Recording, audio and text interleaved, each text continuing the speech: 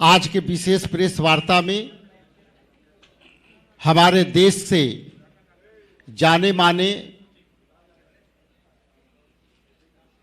बिहार प्रदेश Congress committee के इस ऐतिहासिक हॉल में 20 साल विनाश काल के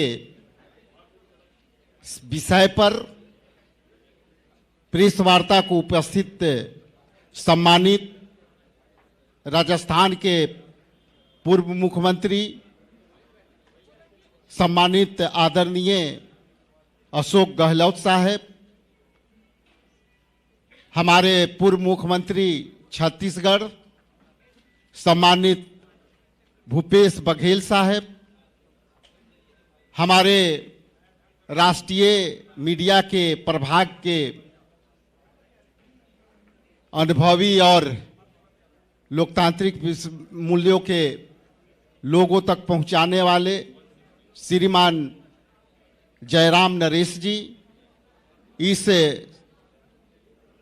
प्रेस वार्ता में बैठे सम्मानित बड़े भाई डॉक्टर अखिलेश प्रसाद सिंह जी, हमारे बिहार विधानसभा में विधायक दल के नेता सम्मानित डॉक्टर शकील अहमद साहब, हमारे मदन मोहन झा साहब, अभय दुबे जी, कौकब कादरी जी और अधीर रंजन चौधरी जी, जिन्हें आप लोकसभा में कांग्रेस के प्रतिपक्ष के नेता के रूप में आपने देखा है, और सम्मानित हमारे बिहार प्रदेश कांग्रेस कमेटी के सम्मानित सभी वरीय नेतागण, हमारे कार्यकर्तागण, इस सभागार में उपस्थित press media, electronics media, social media और प्रेस छायाकार, सभी को मैं दिल के गहराइयों से आपके प्रति आभार प्रकट करता हूं, धन्यवाद देता हूं। और मैं एकाध शब्द कह करके आगे मैं अपने वरीय नेता जो हमारे अखिल भारतीय कांग्रेस कमेटी ने इन्हें आपके बीच भेजा है, जो अपनी अनुभव से इस विषय पर चर्चा करेंगे। आप उसके पहले हम लोग एक 20 साल विनाश काल एक पुस्तक, जो एक समन है सरकार के खिलाफ, ये नोटिंग आपके सामने हम लोग डिस्प्ले करेंगे। सम्मानित सभी से निवेदन है कि इसे दिखाने का कृपा करें।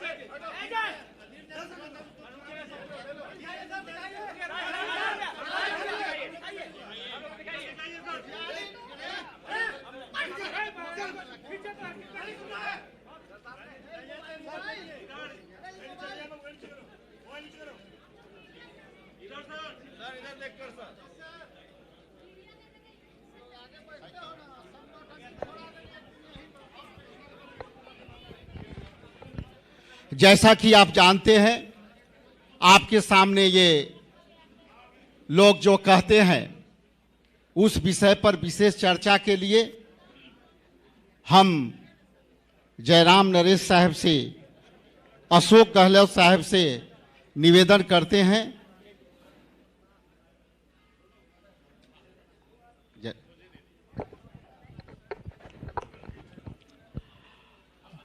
जैसा कि आदरणीय अध्यक्ष जी ने कहा है, अशोक गहलोत साहब इस पत्रकार वार्ता की शुरुआत करेंगे। मैं अनुरोध करता हूं आप लोगों के लिए और हमारे अतिथियों के लिए के स्वागत के लिए शकील अहमद साहब, मदन मोहन झा साहब और अखिलेश जी भी दो शब्द स्वागत के बतौर कहें।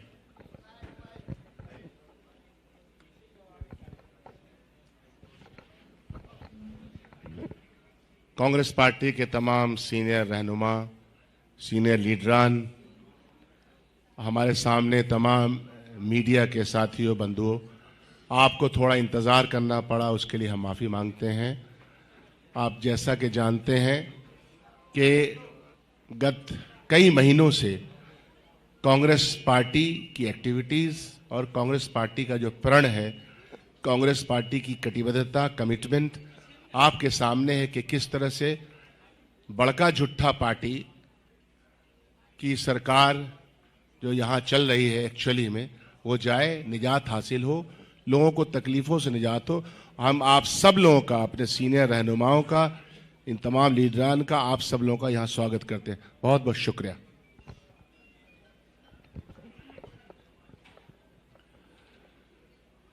राजस्थान के पूर्व मुख्यमंत्री और कांग्रेस पार्टी के मूर्धन्य नेता परम श्रद्धेय अशोक गहलोत साहब, इस अवसर पर उपस्थित छत्तीसगढ़ के पूर्व मुख्यमंत्री और अखिल भारतीय कांग्रेस कमेटी के महामंत्री आदरणीय भूपेश बघेल साहब, बंगाल से आए ऑब्जर्वर के रूप में कई बार लोकसभा में सांसद रहे, अखिल भारतीय राष्ट्रीय कांग्रेस के सम्मानित और वरिष्ठ नेता अधीर रंजन चौधरी जी, कम्युनिकेशन डिपार्टमेंट के हेड और राज्यसभा में मेरे सहयोगी भारत सरकार के पूर्व मंत्री परम आदरणीय जयराम रमेश साहब और बिहार कांग्रेस के सम्मानित अध्यक्ष राजेश जी, शकील अहमद खान साहब, मदन मोहन झा जी, कौकब कादरी जी और यहाँ उपस्थित तमाम पत्रकार साथियों, इस ऐतिहासिक सभागार में उपस्थित हम सभी कांग्रेस पार्टी के राष्ट्रीय नेताओं का हृदय से स्वागत और अभिनंदन करते हैं। मुझे केवल स्वागत करने का ही अवसर दिया गया है, इसलिए संक्षेप में मैं केवल इतना कहते हुए अपनी बात समाप्त करता हूं और अपने नेताओं को विश्वास दिलाता हूं कि जिन्होंने मां गंगा को दिया धोखा, उन्हें अब बिहार नहीं देगा मौका। इन्हीं बातों के साथ मैं पुनः आग्रह करता हूं मदन मोहन झा जी को और कम्युनिकेशन डिपार्टमेंट माइक वहां तक पहुंचाए।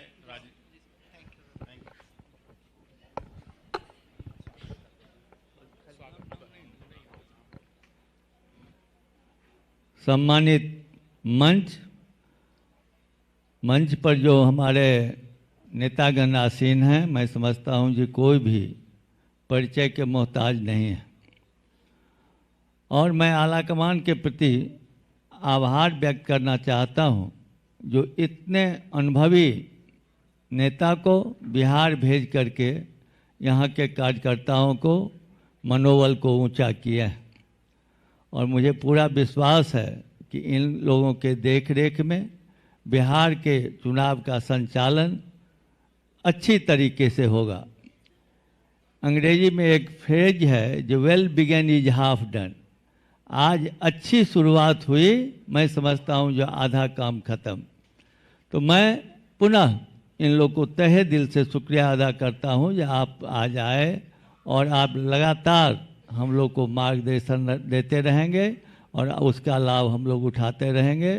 पुनः मैं आपको तहे दिल से स्वागत करता हूं और पत्रकार बंधु जो हैं सामने में, उनको भी आशा करता हूं कि इनके अनुभव का लाभ लेकर के यहाँ के जनता को बीच बीच में बताते रहेंगे। जय हिंद।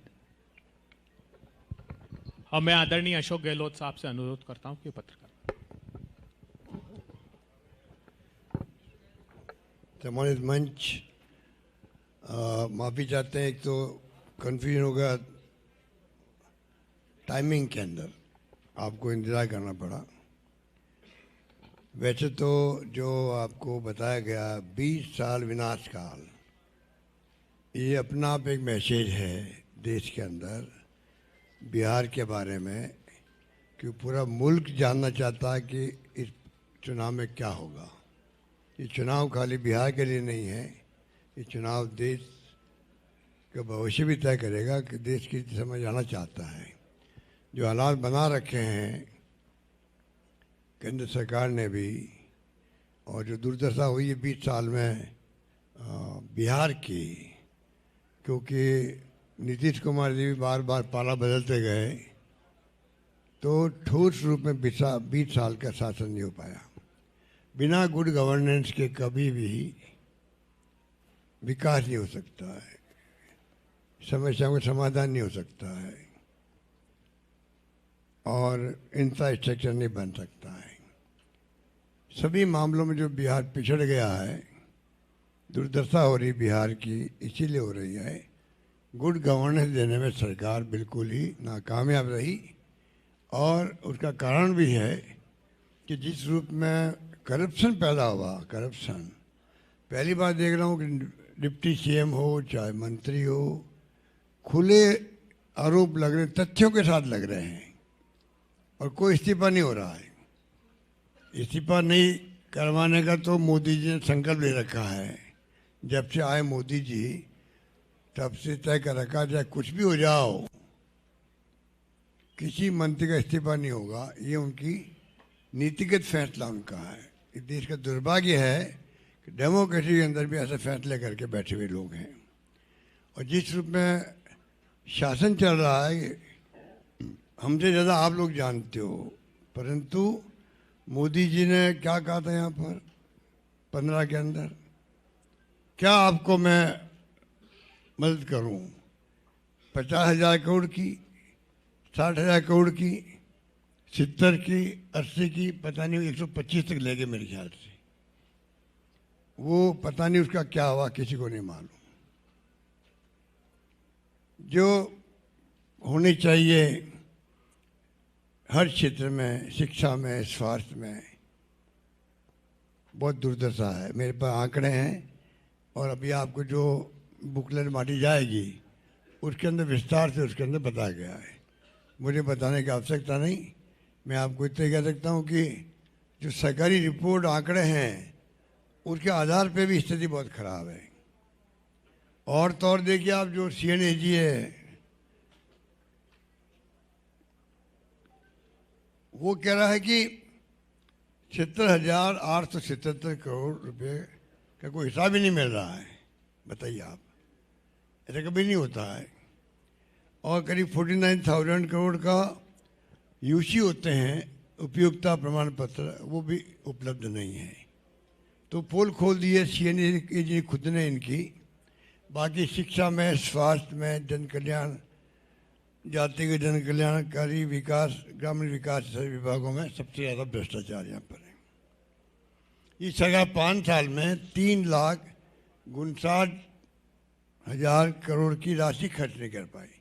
जो सरकार इतनी निकम्मी नाकारा हो, जो पैसा खर्च नहीं कर पाए और उसमें जो केंद्र पैसा देता साथ में 40%, इसका मायने वो लेफ्ट हो गया होगा। तो फिर ये क्या काम करवाएंगे, आप खुद सोच सकते हो। घोटाले की बताई गई है, निजी संपत्ति बना ली गई है। सर्जन घोटाले में सरकारी फंड NGO के खातों में ट्रांसफर करके निजी संपत्ति बन गई है। और साथ में मनरेगा के अंदर पोषण आहार में, PM आवास योजना में भी घोटाले सामने आ रहे हैं। मुझे आश्चर्य हो रहा है कि NCRB की रिपोर्ट जो है भारत सरकार की अपराध और कानून व्यवस्था को लेके, वो कह रहे हैं कि 20 साल में बिहार में अपराध की दर जो 323% बढ़ गई है। आप कल्पना कीजिए कि 323% का बढ़ना, प्रतिदिन 953 आपराधिक घटनाएं होना, जिसमें हत्याएं 8 प्रतिदिन है। ये आंकड़े मेरे नहीं है। 33 अपहरण और 55 महिला अपराध शामिल है। ये स्थिति यहाँ बनी हुई है। तो आप सोच सकते हो कि इस प्रदेश का क्या हाल हो रहा होगा, आपको हमको सोचना पड़ेगा।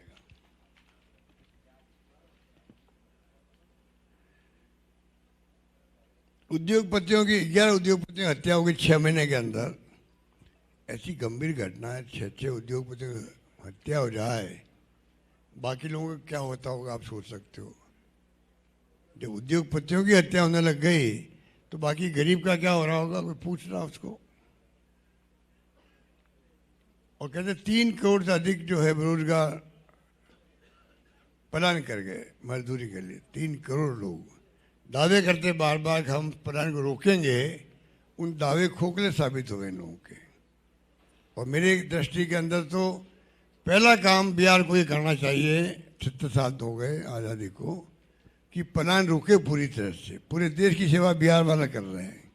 बिहार की पृष्ठभूमि बहुत शानदार है, वो मुझे बताने की आवश्यकता नहीं। आप सबको और हम सबको गर्व है कि बिहार की पृष्ठभूमि जो है शिक्षा को लेके या प्राचीन काल से लेके वो एक अलग अद्भुत है। उस बिहार के लोग मजदूरी के लिए जाए हर राज्य में, पूरे देश के निर्माण में काम कर रहे हैं। यहाँ उनकी स्थिति क्या हो रही है आप खुद देख सकते हैं। ई पोर्टल पर दर्ज है ये जो बता रहे हैं आंकड़े, मेरे आंकड़े नहीं है ये। बाकी तो आप देखिए यूनिफाइड डिस्ट्रिक्ट इंफॉर्मेशन सिस्टम बना रखा भारत सरकार ने, HRD मिनिस्टर ने। वो कह रहे हैं कि 23-24 के अनुसार बिहार में हर सेकेंड स्तर पर शकल नामांकन दर जो है ग्रॉस एनरोलमेंट रेशियो 30% रह गया है, जबकि राष्ट्रीय स्तर पर 56% है। 16,000 स्कूलों में बिजली उपलब्ध नहीं है, 6.5% स्कूलों में कंप्यूटर सिर्फ है, 2600 स्कूलों में केवल एक शिक्षक है और 117 स्कूल ऐसी जहाँ एक छात्र भी नहीं है। ये इस प्रकार की जो स्थिति बनी क्यों है? मेन बात यह है पेपर लीक की घटनाएं, फर्जी डिग्री, रैकेट पूरे देश को बदनाम कर रहे हैं।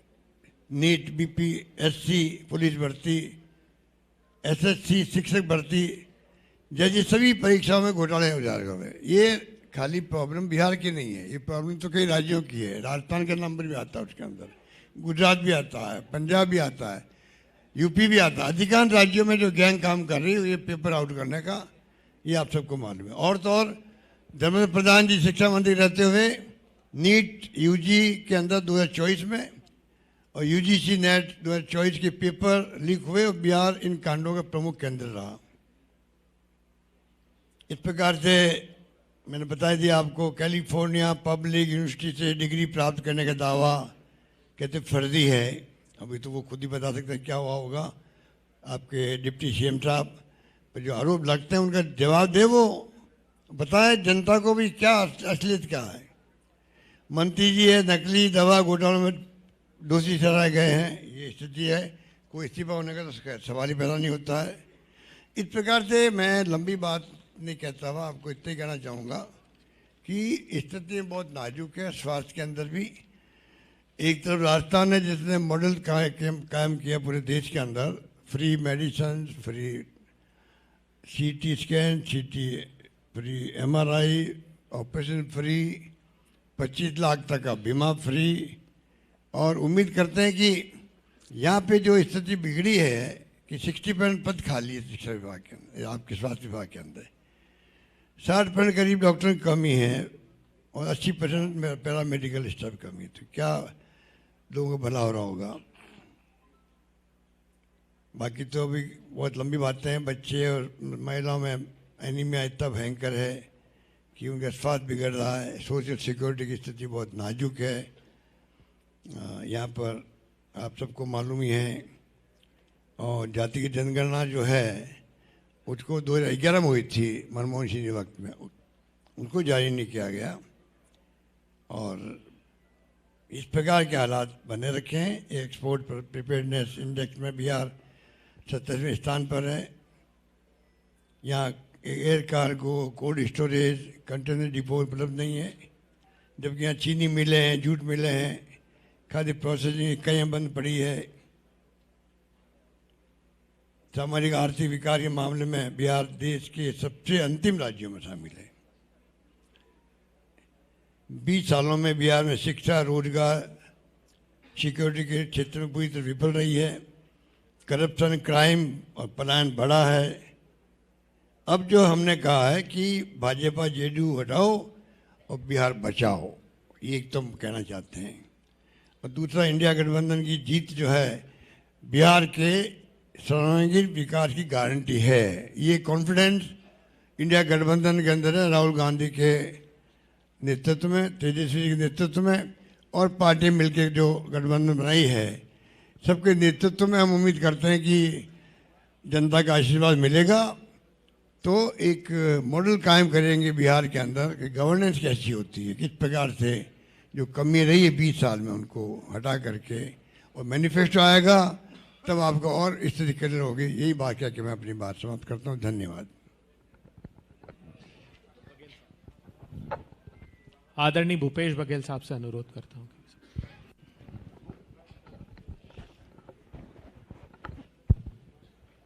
आदरणीय गहलोत साहब, आदरणीय जयराम रमेश जी, आदरणीय राजेश राम जी, आदरणीय शकील जी, आदरणीय अधीर जी, सभी हमारे कांग्रेस के वरिष्ठ नेतागण, उपस्थित सभी पत्रकार साथियों का मैं स्वागत करता हूं, अभिनंदन करता हूं।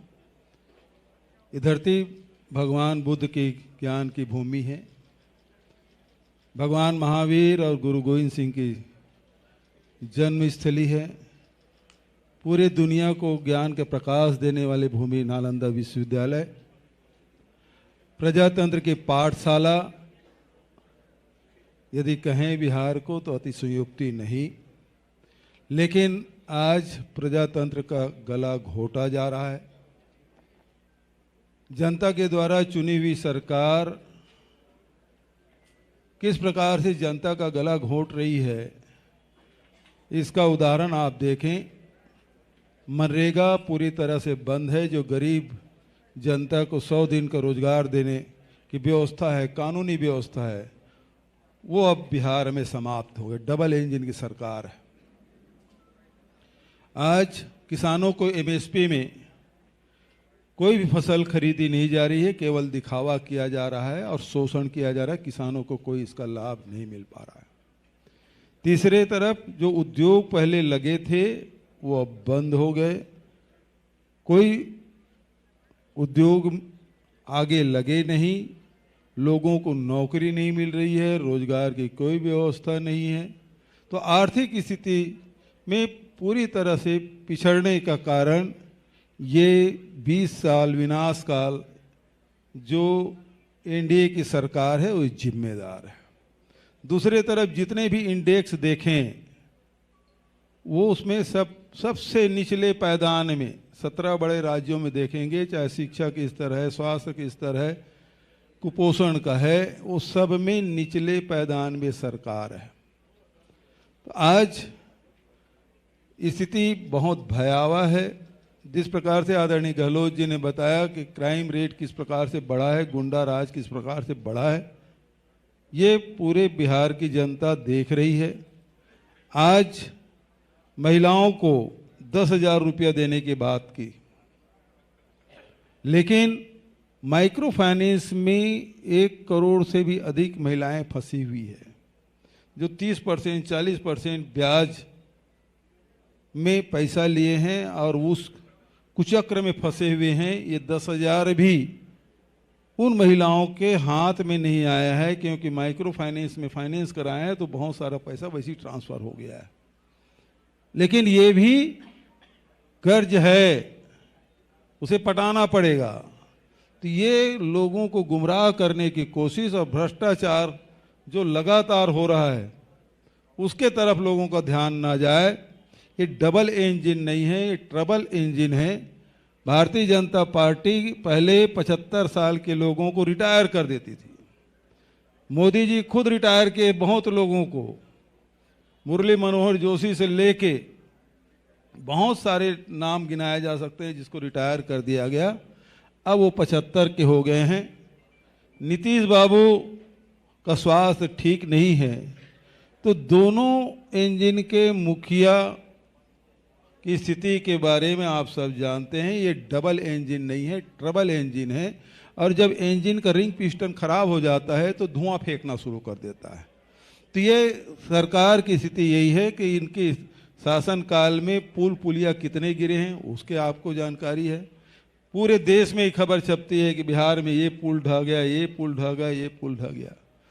स्थिति बेहद खराब है। इस सरकार को बदलने की आवश्यकता है और ये 20 साल विनाश काल बहुत मेहनत करके हमारे साथियों ने ये जानकारी कलेक्ट की है और ये आपके माध्यम से बिहार की जनता को समर्पित है कि किस प्रकार से 20 साल में बिहार का हाल बदहाल कर रखा है इस सरकार ने, और बिहार इसको बर्दाश्त नहीं करेगी, बिहार की जनता इसे बर्दाश्त नहीं करेगी और परिवर्तन सुनिश्चित है। मैं इन्हीं शब्दों के साथ आप सब ने मेरी बात सुनी, उसके धन्यवाद। इसके बाद अधीर दादा।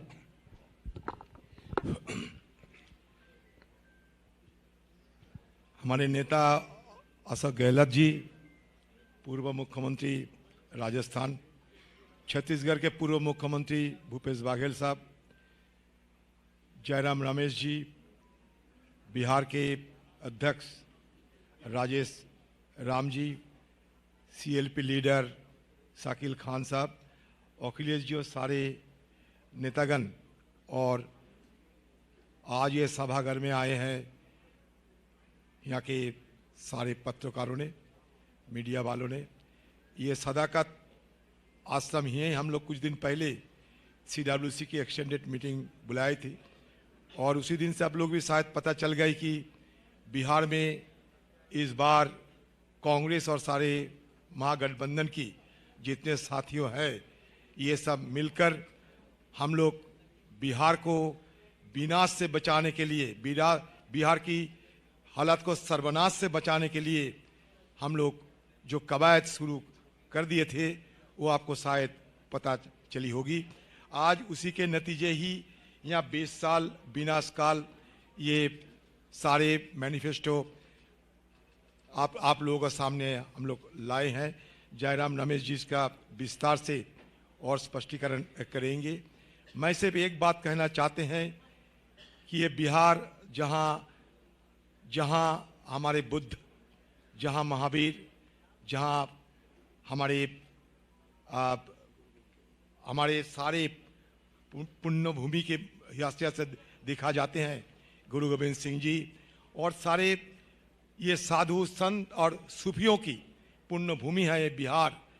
इस बिहार की हालत आप खुद देख लीजिए। आज हिंदुस्तान में 1% की सूबे की हैसियत से बिहार को जाना जाता, लेकिन ऐसा नहीं होना चाहिए था। बिहार में कुछ चीज़ों की कमी नहीं है, सिर्फ कमी है ये सरकार चलाने की और लोगों की सेवा में बिहार की सारे संसाधनों की सही ढंग से उपयोग करने की कमियां है। और चुनाव आते ही आम लोगों को गुमराह करने के लिए तरह तरह की रेवड़ियां बांटने की सारे योजना बनाए जाते हैं। इतने अगर सरकार के पास धन रहते थे आगे, तो क्यों इस समय ये 10,000 की बहनों को लुभाने के लिए 10,000 की एक ऋण देने की बदले जिन ऋण की चंगुलों में, जिन कर्ज की चंगुलों में, जिन बकाया की चंगुलों में यहाँ की माँ बहनें फंसे हुए हैं, उससे बचाने के लिए क्यों ना कर्ज माफी की ऐलान किया गया है। उसके बाद अगर ऐलान करते कि हम ये तो कर्ज माफी कर ही दिए हैं, फिर अगले तारीख में और कुछ देने वाला है, तब ना इनको शोभा देते हैं। लेकिन ये बिहार के गरीबी को ये लूटना चाहते हैं। ये बिहार की गरीबी और बिहार की जो अभाव आम लोग की है उसको चुनाव के समय उसको वो शोषण करना चाहते हैं। Poverty and penury is being exploited by this government, और कुछ नहीं तो ये जो पिटारा खोले गए हैं, ये जो रेबड़ी के जो पिटारा खोले गए हैं, इसका समय आप देख लीजिए। चुनाव के पहले इसके घोषणा होता है, क्यों ना 1 साल पहले किए गए, क्यों ना 2 साल पहले किए गए। और इतने सारे धन अगर सरकार के पास रहते तो यहाँ मनरेगा में क्यों 100 दिन के बदले 34 दिन काम मिलते, बताइए। क्यों यहाँ 255 रुपया ये मजूरी मिलते, क्यों? अगर इतना धन रहे तो सरकार के पास नहीं है। सरकार के पास पैसा, ये सरकार फिसड्डी में चल रहे हैं। ये सरकार अभी कर्ज की जाल में फंसे हुए हैं और आम लोग को भी फंसाना चाहते हैं। और चुनाव के पहले गुमराह करने के लिए जो रेवड़ी के बारे में सदन के अंदर भारत के प्रधानमंत्री मोदी जी खुद विरोध प्रकाश करते थे। हम लोगों को सदन के अंदर मोदी जी की भाषण आप सुने होंगे, बीजेपी वालों की भाषण सुने होंगे।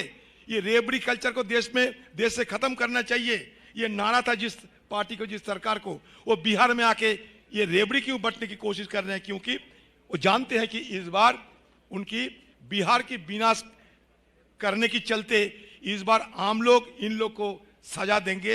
इसलिए ये लोग डर के मारे आम लोगों को गुमराह करना चाहते हैं। इसलिए हम लोग चाहते हैं कि 0.3% की जो फर्क थी पिछले चुनाव में, उससे आगे जाकर बिहार में इस बार खर्चा पानी की सरकार, भ्रष्टाचार अपार, इसको खदेड़ने के बाद यह एक सरकार बनेगी, आम लोगों की सेवा करने की सरकार। नमस्कार।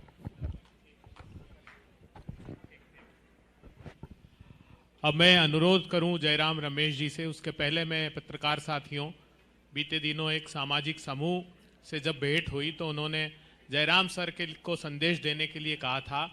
जब ये जंगल सौंप रहे हैं लगातार अडानी को, तो उन्होंने कहा था कि हम ऋणी हैं कि उन्होंने सरकार में रहते हुए, पर्यावरण मंत्री रहते हुए 200 नो गो एरिया डिसाइड किए थे भारत के जंगल को बचाने के लिए।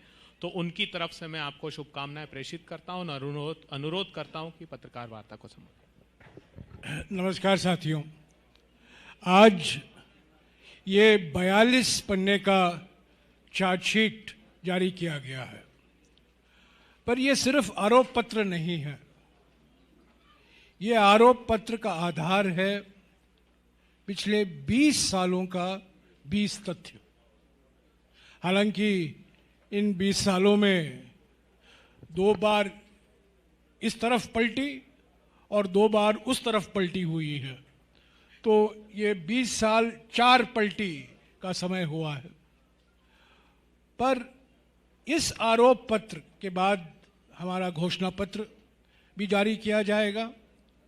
पर इस आरोप पत्र का मकसद है कि ये जो अपने आप को डबल इंजन सरकार कहते हैं, बिना ईंधन वाला डबल इंजन सरकार के कार्यकाल में बिहार की दशा क्या हुई है, उस पर इस पत्र में, आरोप पत्र में विस्तार से उल्लेख किया गया है।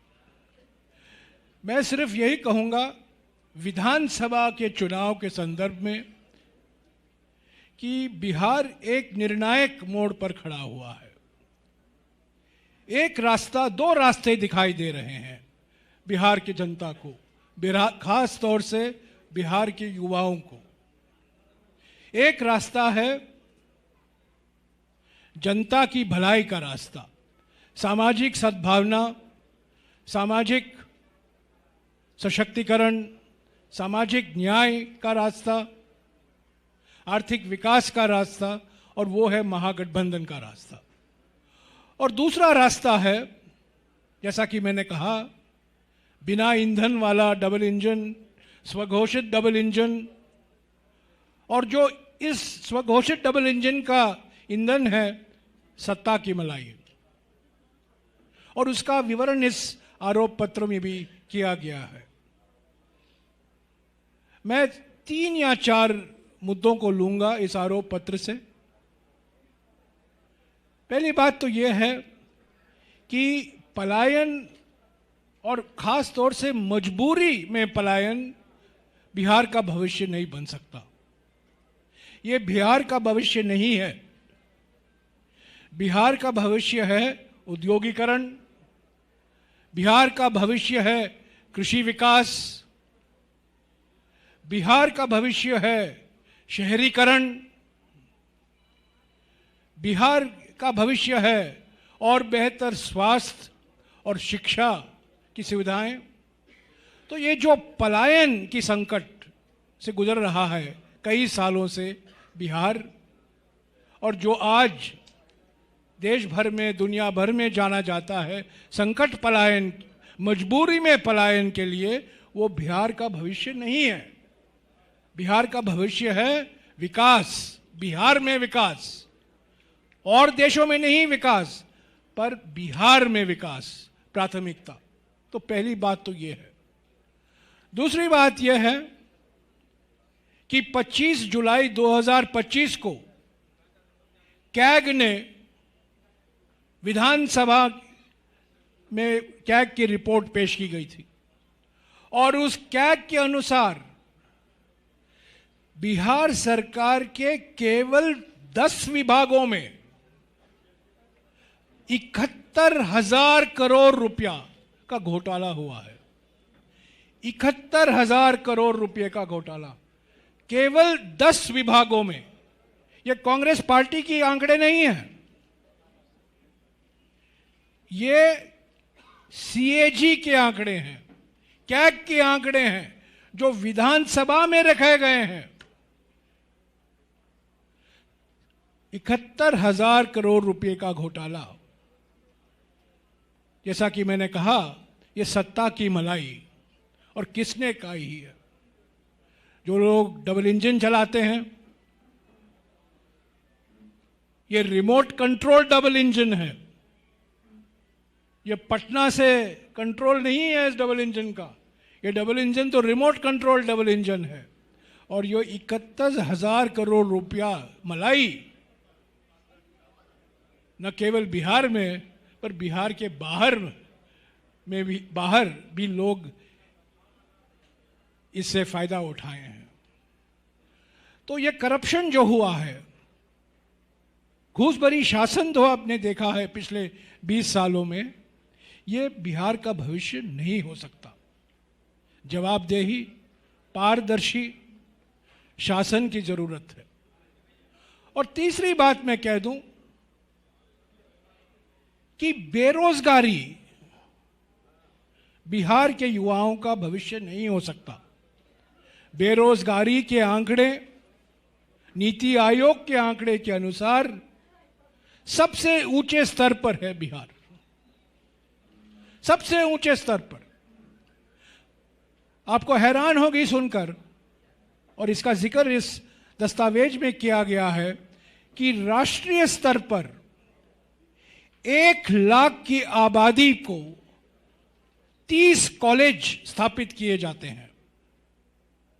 1 लाख की आबादी के लिए अलग अलग राज्यों में, विकसित राज्यों में 30 कॉलेज स्थापित किए गए हैं। कर्नाटका, तमिलनाडु, महाराष्ट्र, केरला, कई राज्यों में, राजस्थान, 30 कॉलेज हैं। बिहार में केवल 7 कॉलेज हैं, 1 लाख की आबादी। और आप जानते हैं बिहार की आबादी क्या है? 13 करोड़। सबसे नीचे स्थान पर है। स्वास्थ्य की सुविधाओं सबसे नीचे स्थान। शिक्षा की जो संस्थाएं हैं सबसे नीचे स्थान। पर उत्साह और उमंग के आधार पर इसमें कोई शक नहीं है कि बिहार के युवा का कोई मुकाबला नहीं है।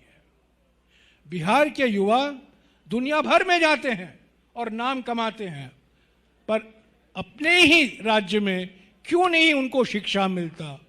अपने ही राज्य में उनको क्यों नहीं रोजगार मिलता? अपने ही राज्य में उनको सुशासन क्यों नहीं मिलता? यही सवाल है। चौथा बिंदु जो मैं कहना चाहता हूं आपको, सामाजिक न्याय को लेकर। इस पर बहुत लंबी चर्चा हुई है और बीजेपी के विरोध के बावजूद महागठबंधन सरकार ने बिहार में जाति सर्वेक्षण कराया था। इसका कड़ा विरोध बीजेपी ने किया।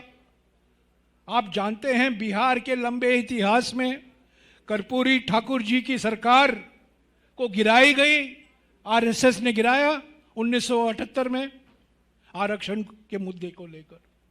1990 में विश्वनाथ प्रताप सिंह की सरकार गिराई बीजेपी ने आरक्षण के मुद्दे पर। जब बिहार की महागठबंधन सरकार पलटी के पहले की सरकार ने जाति सर्वेक्षण करवाया, उसका विरोध बीजेपी ने किया। राष्ट्रीय स्तर पर कांग्रेस पार्टी, कांग्रेस के नेता, कांग्रेस अध्यक्ष मल्लिकार्जुन खड़गे जी, नेता प्रतिपक्ष लोकसभा राहुल गांधी जी और सभी लोग ने मांग की कि जाति जनगणना होना जरूरी है, अनिवार्य है। संविधान में सामाजिक न्याय का जो जिक्र किया गया है, और इस संविधान का मैं थोड़ा जिक्र करने वाला हूं, इस सामाजिक न्याय को पूरा करने के लिए जाति जनगणना कराना जरूरी है। और बिहार में जाति सर्वेक्षण करवाया गया, बीजेपी ने इसका विरोध किया, सुप्रीम कोर्ट में एक एफिडेविट, हालांकि बिहार में आजकल मुझे जानकारी मिली है कि इसका नाम एफिडेविट नहीं हाफिडेविट हो गया है। तो इस हाफिडेविट में बीजेपी ने हाफिडेविट पेश की सुप्रीम कोर्ट में कि हम जाति जनगणना के खिलाफ हैं, हम नहीं चाहते कि जाति जनगणना हो। पर जाति सर्वेक्षण हुआ, 65% आरक्षण का नोटिफिकेशन निकला, हाई कोर्ट में उसका विरोध हुआ, सुप्रीम कोर्ट में गए, सुप्रीम कोर्ट में अभी वो मामला लंबित है 65% आरक्षण का। मैं पूछना चाहता हूं मुख्यमंत्री जी से, जो सिर्फ नाम पर मुख्यमंत्री हैं पर रिमोट कंट्रोल और किसी के हाथ में है, और दोनों से मैं पूछना चाहता हूं, मुख्यमंत्री से और रिमोट कंट्रोलर से, क्यों आपने बिहार के कानून को इस संविधान के नवी सूची में शामिल नहीं किया? अगर आप ये इसको शामिल करते तो उस कानून को संवैधानिक सुरक्षा मिलता। 30 साल पहले, ठीक 3 साल पहले इस नवी सूची में, अगर आप देखें नवी सूची हमारे संविधान में, एंट्री नंबर 257 तमिलनाडु का कानून है। 69% आरक्षण तमिलनाडु में अभी उपलब्ध है, 69%। और 30 साल पहले कांग्रेस की सरकार, जब पीवी नरसिम्हा राव जी प्रधानमंत्री थे और बिहार के ही एक बड़े नेता, कांग्रेस अध्यक्ष भी रहे, सीताराम केसरी जी सामाजिक कल्याण मंत्री थे, और उनके कार्यकाल में ये नवी सूची में शामिल किया गया।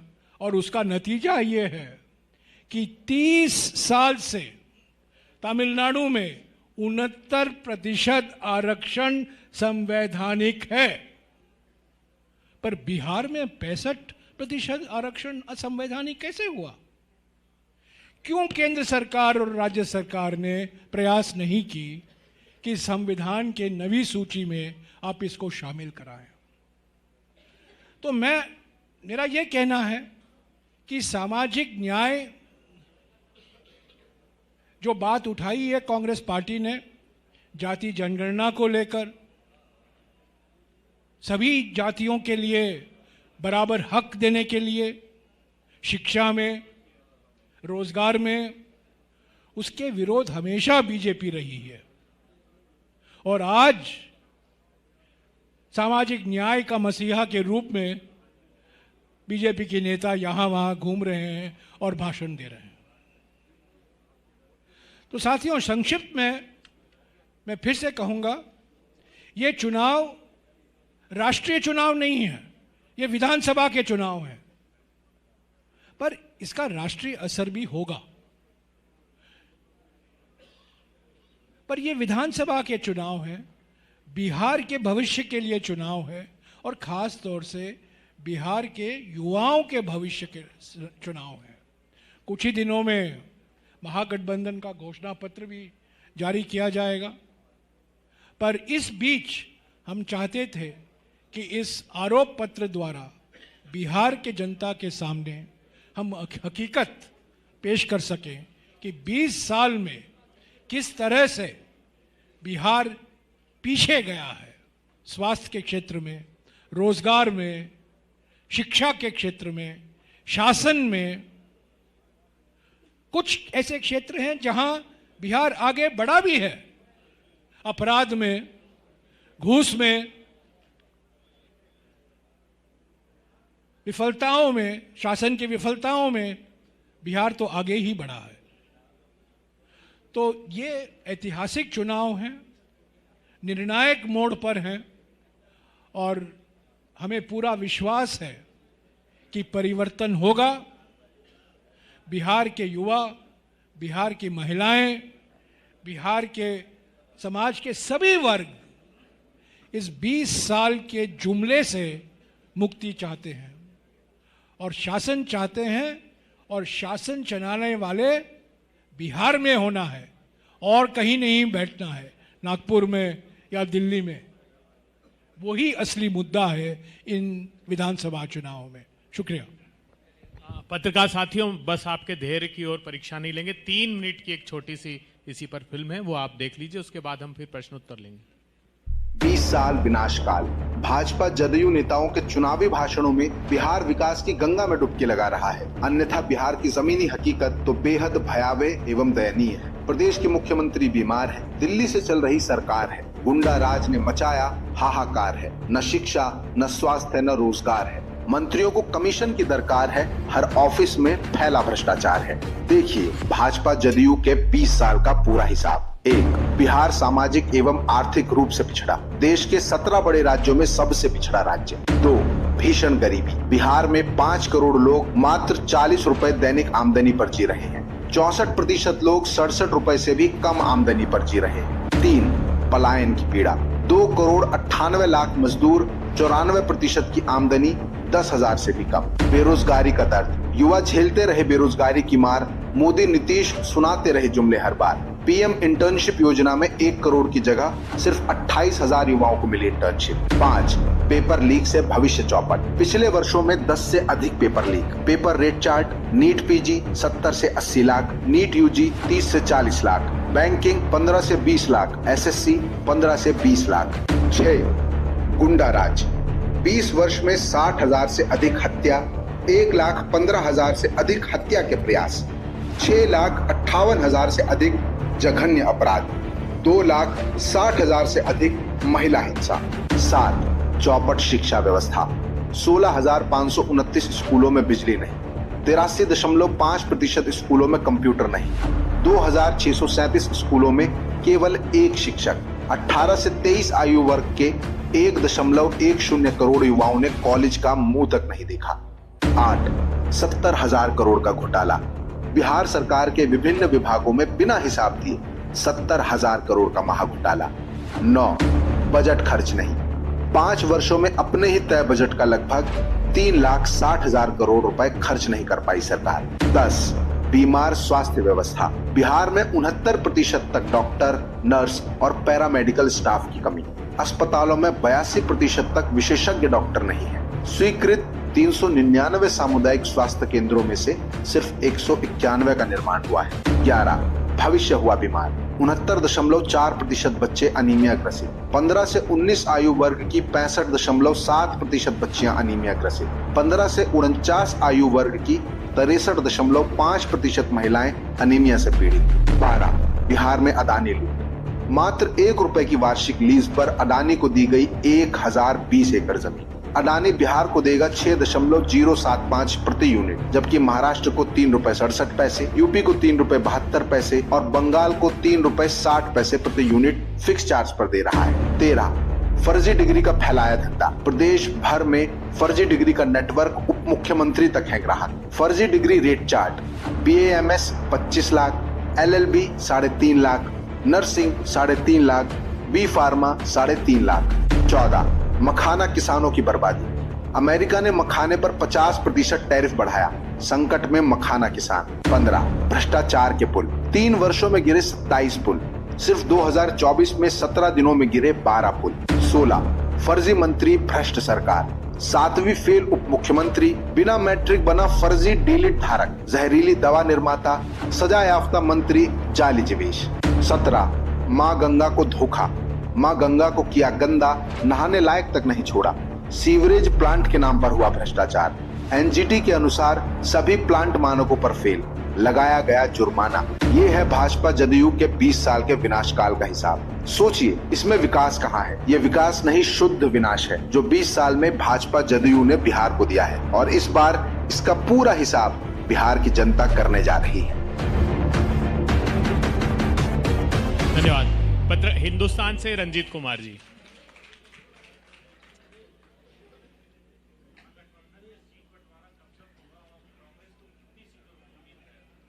सीट बंटवारा कब तक होगा और कितनी सीटों की उम्मीद है?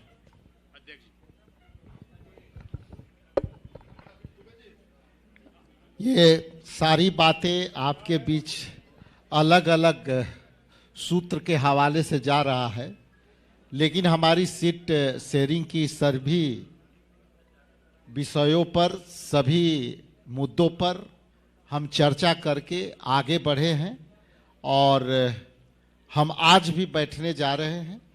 जब अंतिम रूप देंगे तो आपसे जरूर बताएंगे और बैठ के ज्वाइंटली बताएंगे।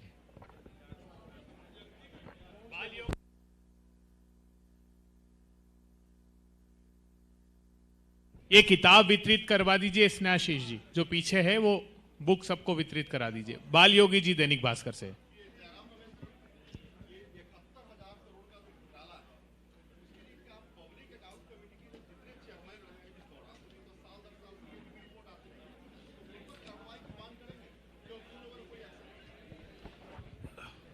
ये पीएसी के अध्यक्ष हमारे सांसद, लोकसभा के सांसद यहाँ के, नहीं, मैं सांसद की बात कर रहा हूँ।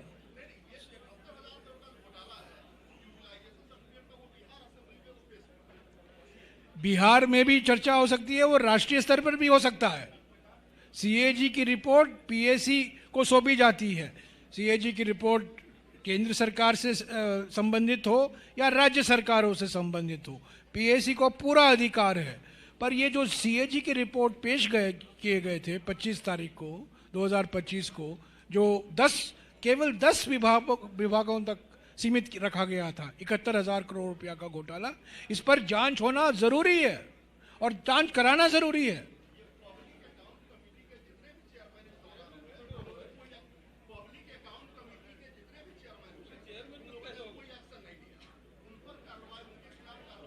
नहीं, देखिए, कार्रवाई होनी चाहिए जिन्होंने ये घोटाला कराया है, जो जिम्मेदार थे।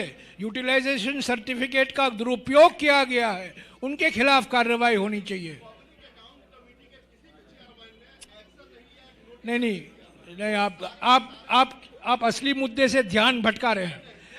असली जो जिम्मेदार हैं इस घोटाले के, उनके खिलाफ कार्रवाई होनी चाहिए। दैनिक जागरण से सुनील राज जी।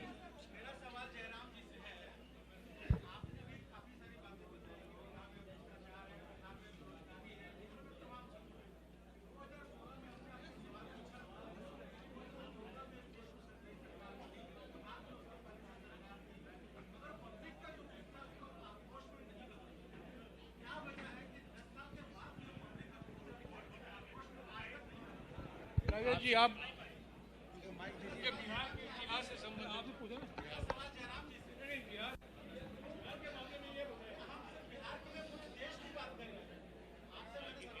देश बिहार में है। देखिए, बिहार के कई ऐसे मुद्दे हैं जो मुद्दे अलग अलग तरह से आए हैं और बिहार एक बहुत ही संकट के दौर से गुजर रहा है। हम उस विषय के जहां तक बात करते हैं तो ये बिहार के मुद्दे साथ साथ चल रहे हैं और घोटाले भी साथ साथ चल रहे हैं।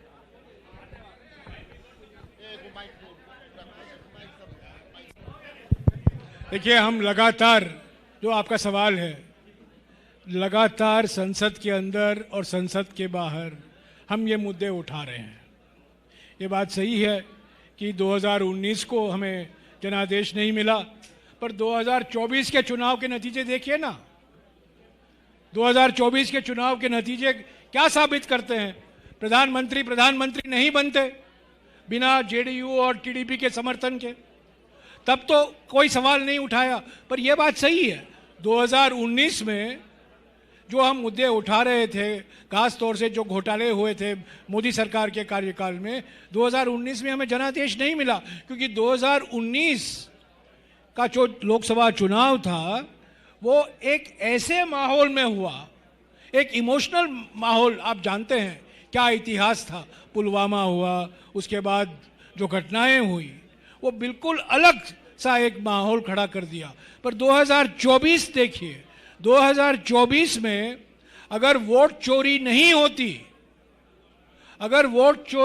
होती, 2024 के लोकसभा चुनाव में बीजेपी को 240 सीटें नहीं मिलती। हमारा अनुमान है और राहुल जी ने भी कहा है कि 180-185 पार करना असंभव था बीजेपी के लिए। बीजेपी की सरकार बननी नहीं थी, पर वोट चोरी के सहारे उन्होंने 2024 का चुनाव जीता।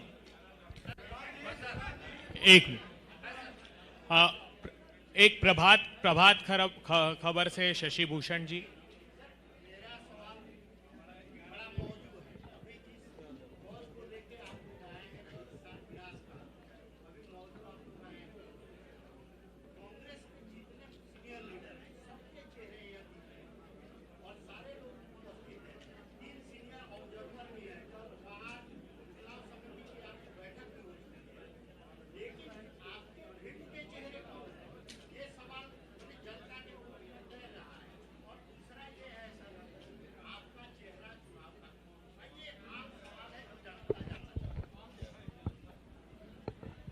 आज का विषय क्या है? आप इसके विषय में 20 साल विनाश काल, इससे संबंधित पूछिए। यहाँ लगभग 71,000 करोड़ रुपए के घोटाले हुए। कई मंत्री पर संगीन आरोप लगे हैं। कई मंत्री ऐसे बैठे हैं जिनकी अब तक जवाब नहीं आई, तो जवाब वहां से भी आनी चाहिए। और आज का विषय है 20 साल विनाश काल, इससे संबंधित पूछ लीजिए, बाकी आपसे तो वार्ता होते रहे। अब सिर्फ आखिरी 2 प्रश्न लिए जाएंगे। मैं अनुरोध करता हूं, अगर बाबा मनोरंजन जी हैं यहाँ, विशेष रूप से आए हैं, अगर उनसे तो वो हों तो सवाल करें, नहीं तो आखिरी 2 सवाल साक्षी जी आप लीजिए।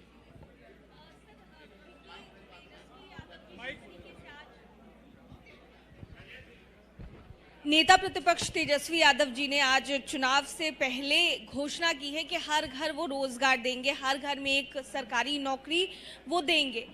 आप लोगों का मुद्दा क्या रहेगा सर इस चुनाव में? क्योंकि वोट चोरी को लेकर तो राहुल गांधी जी चल ही रहे थे और वोट चोरी का मुद्दा था, इसके अलावा भी कांग्रेस का क्या मुद्दा है इस बिहार चुनाव में, क्योंकि तारीखों का ऐलान हो गया?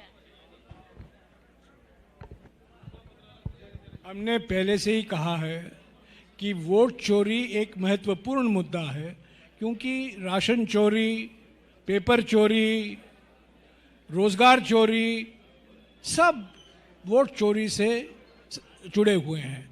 तो वोट चोरी एक मूल मुद्दा तो ज़रूर है।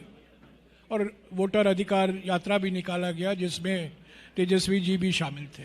इसके अलावा स्वास्थ्य, शिक्षा, इंफ्रास्ट्रक्चर, सुशासन के बारे में हमारा जो संकल्प है, जो हमारे वादे हैं, जब घोषणा पत्र निकलेगा अगले हफ्ते आपको पूरी जानकारी मिल जाएगी, उसमें कोई राज नहीं है। तो क्योंकि हम चाहते हैं, हमारा मुद्दा जो है सामाजिक सद्भावना, सामाजिक न्याय और आर्थिक विकास, और आर्थिक विकास का मायने शिक्षा और स्वास्थ्य खास तौर से, उसी पर हम प्राथमिकता दे रहे हैं। सुजीत जी आज तक से।